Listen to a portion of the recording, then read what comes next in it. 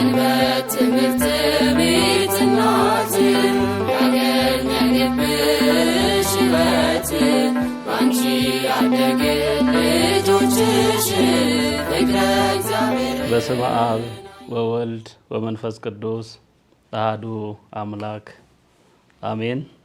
የተወደዳችሁና የተከበራችሁ የእግዚአብሔር ቤተሰቦች የእናታችን የቅድስት ድንግል ማርያም ልጆች እና አገልጋዮች ሁላችሁም እንኳን ለዛሬዋ ቀን አደረሳችሁ። ቅዱስ አባታችን አቡነ ማትያስ የክፍሉ ሊቀ ጳጳስ ብፁዕ አቡነ ሕርያቆስና ብፁዓን አበው አባቶቻችን በተገኙበት የአዲስ አበባ ሀገረ ስብከት የየክፍሉ ኃላፊዎች እንዲሁም በስምንቱም ክፍላተ ከተማ የሚገኙ ስራ አስኪያጆችና ሰራተኞች እንዲሁም የአድባራትና ገዳማት አስተዳዳሪዎች መላው ማህበረ ምእመናንን ወምእመናት በተገኙበት አራተኛ፣ ስምንተኛና 10ኛ ክፍል ብለን የምንጠራቸው የሰንበት ትምህርት ቤት ተማሪዎች ልጆቻችን 14000 ተፈትነው ከ14000 ወደ 11800 ፈተናውን 100%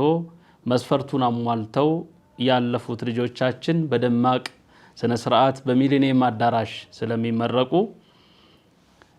ከልጆቻችን ጎን ተሰልፈን የተሰወረውን ጥበብና ዕውቀት ገላጩን ባለቤት የሆነውን እግዚአብሔርን ለልጆቻችን አይምሮውን ልቦናውን ሰጥቶ ገልጦላቸው የወላጆቻቸው ተተኪ እንዲሆኑ ይሄንን ምስጢር ያከናወነላቸውን በአደባባይ የምናከብርበት ቀን ስለሆነ ሐዋርያው ቅዱስ ጳውሎስ ለቆላስይስ እንደተናገረው ምዕራፍ 2 ቁጥር 3 ላይ በእለቱ ተገኝተን ከልጆቻችን ጎን እንድንቆም ልጆቻችን እንድናበረታታ ይልቁኑ በስምንቱም ክፍላተ ከተማ ያላችሁ ስራ አስኪያጆች ይሄ መርሃ ግብር የሀገረ ስብከት መርሃ ግብር ነው።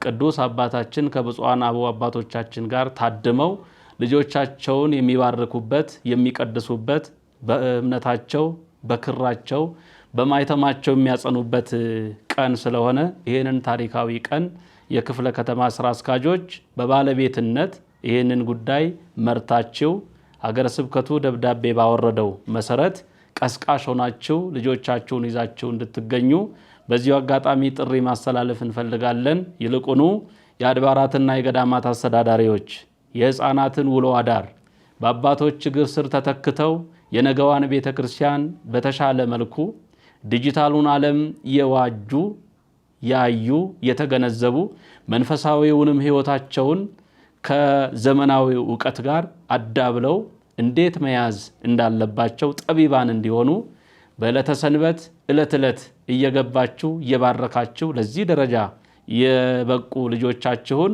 ፊት መሪ ሆናችሁ ይዛችሁ እንድትመጡ ጥሪ ማስተላለፍ እንፈልጋለን።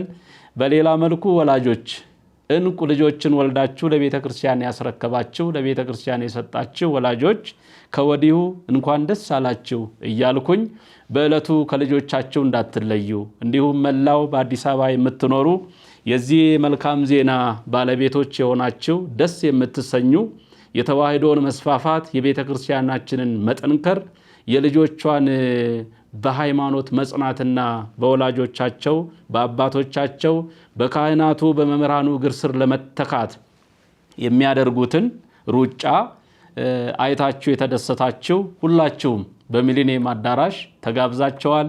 ግብዣው የቤተ ክርስቲያን ነው፣ የሀገረ ስብከት ነው፣ የብፁዓን አበው አባቶቻችን ግብዣ ነው።